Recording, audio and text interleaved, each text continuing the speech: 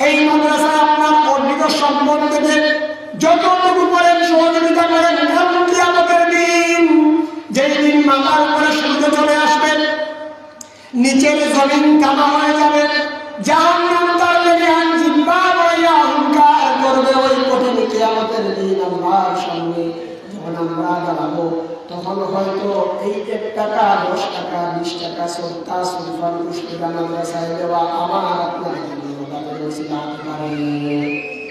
আমার ভাইরা, আমার বন্ধুরা, এজন্য এই সন্তানদেরকে আত্মীয়জনকে আল্লাহ রাব্বুল আলামিনের কোরআনের বিধান মানার জন্য শিক্ষার জন্য মাদ্রাসা শিক্ষার কোনো বিকল্প নাই।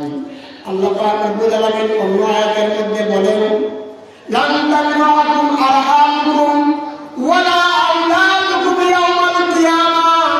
কিয়ামতের দিন আত্মীয় স্বজন আর সন্তান আর সম্পদ আপনার জন্য কোনো কাজে আসবে না।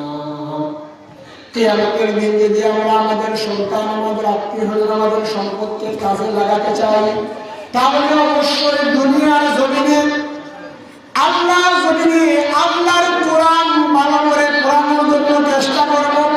আল্লাহর জমিনে আল্লাহর আইন প্রতিষ্ঠা করার লক্ষ্যে কাজ করব।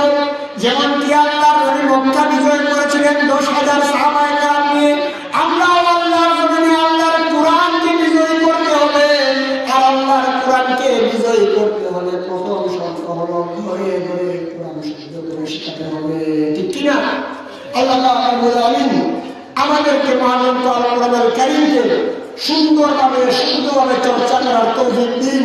সুলফান কুসবেদা দারুল কোরআন মাদ্রাসাকে আল্লাহ পাক এই এলাকায় কিয়ামত পর্যন্ত দায়েম এবং কায়েম রাখুন। আল্লাহ রাব্বুল আলামিন সুলফান কুসবেদা দারুল কোরআন মাদ্রাসাকে কামিল মাদ্রাসা হিসেবে কবুল আর মঞ্জুর করুন। সকলে বলি আমিন।